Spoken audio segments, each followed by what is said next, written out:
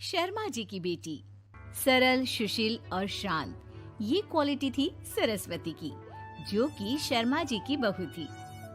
क्या है बहू, जब देखो तब किचन में खटर पटर करती रहती हो, लेकिन खाने को कुछ देती ही नहीं। कैसी बात कर रही हो पीयूष की अम्मा? सुबह से 4 कप चाय, 2 बार नाश्ता और इतनी सारी बहू के हाथ की नमकीन तो खा चुकी हो, फिर भी ऐसा बोल रही हो? अरे कुछ तो डरो ऊपर वाले से। तभी वहाँ पीयूष आ जाता है। क्या है सरस्वती, इतनी देर लगती है क्या टिफिन बनाने में? एक काम है घर का तुम्हारे पास, वो भी नहीं कर पाती हो वक्त पर। आपका टिफिन टेबल पर रखा है और नाश्ता भी, बाकी का सामान बेड पर रखा है और अब मैं मंदिर जा रही हूँ। सरस्वती मंदिर चली जाती है। उसके जाने के बाद घर में, यार माँ कैसी गवाह लड़के से शादी करा दिया है। मंदिर, पूजा, किचन और सास ससुर के सिवा इसे कुछ दिखता ही नहीं है कि कैसे खुद को स्मार्ट बनाकर रहना होता है, कैसे लोगों से जुड़ना है, बातें करनी है, ऐश करना है। अरे पैसा बचाओ और कुछ आता ही नहीं इस लड़की को। जो क्वालिटी तू गलत तरीके से बता रहा है ना, दरअसल एक अच्छी गृहिणी की वही सारी अच्छाई होती है बेटा। घर को चलाना, समाज में इज्जत दिलाना और घर वालों का ख्याल रखना, और चाहिए ही क्यों? अरे क्यों नहीं चाहिए कुछ और? लड़की ऐसी होती है कि घर आए तो पूरा घर बदल कर रख दे, सभी को खुश रखे। लेकिन बहू के अंदर तो ये सारी क्वालिटी है ही नहीं। अरे खुश तो उन्हें रखा जाता है जो खुश रहना जानते हैं। तुम लोगों को तो कोई खुश नहीं कर सकता। पिताजी, अब आप ही लोग सोचिए, क्योंकि मैं किसी और से शादी करना चाहता हूँ।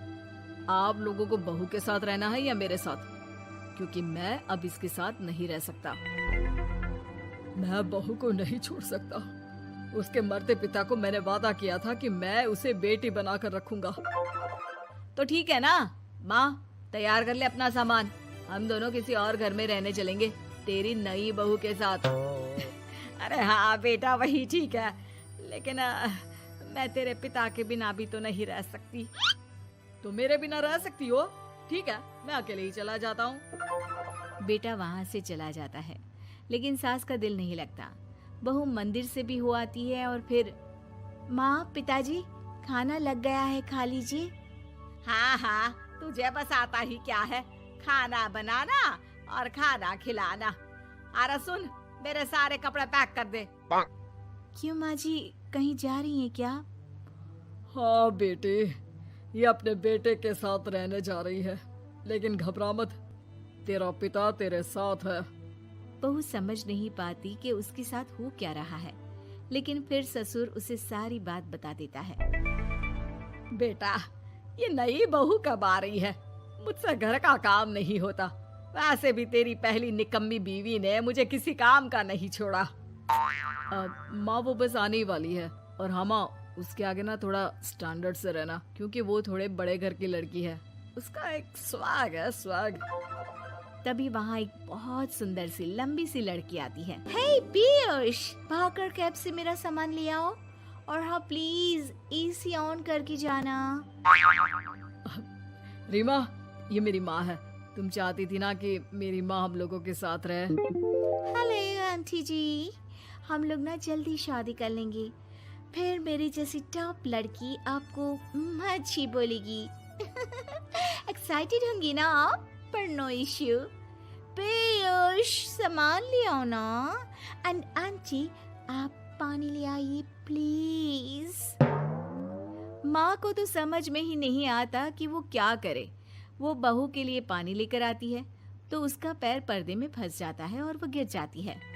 ओहो, पूरा पानी गिरा दिया। कांच का ग्लास क्यों छूती है जब हाथ पैर नहीं चलते? कितनी मुश्किल से मैंने और पीयूष ने ये गृहस्थी बनाने की कोशिश की है।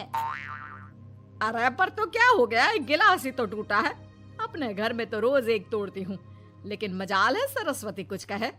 और हाँ, मैं पानी वानी नहीं पिलाने वाली, मुझे ऐसी कोई आदत नहीं है। बहू हो, बहू की तरह रहो, समझी? तभी वहाँ पीयूष आ जाता है, जिसे देख रीमा रोने लगती है। देख लो अपनी माँ को। रोटी सुना रही है। और अभी तो मैं आई हूँ, थक गई थी, बस पानी क्या मांग लिया। कह रही है बहू हो, बहू की तरह रहो।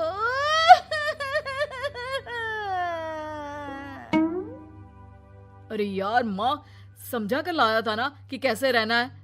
माँ ऐसा करोगी तो मैं भी नहीं रख पाऊंगा तुमको हमारे साथ। वैसे भी आप ये समझो कि रीमा ने खुद कहा था कि माँ को साथ रखना।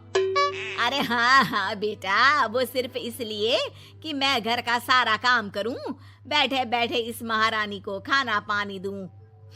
वैसे भी मैं जा रही हूँ, मुझे तो इस लड़की की शक्ल भी अच्छी नहीं लग रही। मेरी सरस्वती के आगे तो ये कुछ भी नहीं है। निकलो निकलो यहाँ से। मैंने सोचा था बिना पैसे का नौकर मिल जाएगा, लेकिन नहीं। कुछ लोगों को आदत होती है फ्री की रोटी खाने की। निकलो यहाँ से। पीयूष, धक्के मार कर निकालो इस औरत को यहाँ से। अरे ये कैसी बात बोल रही हो रीमा? ये माँ है मेरी, माना थोड़ी जिद्दी है।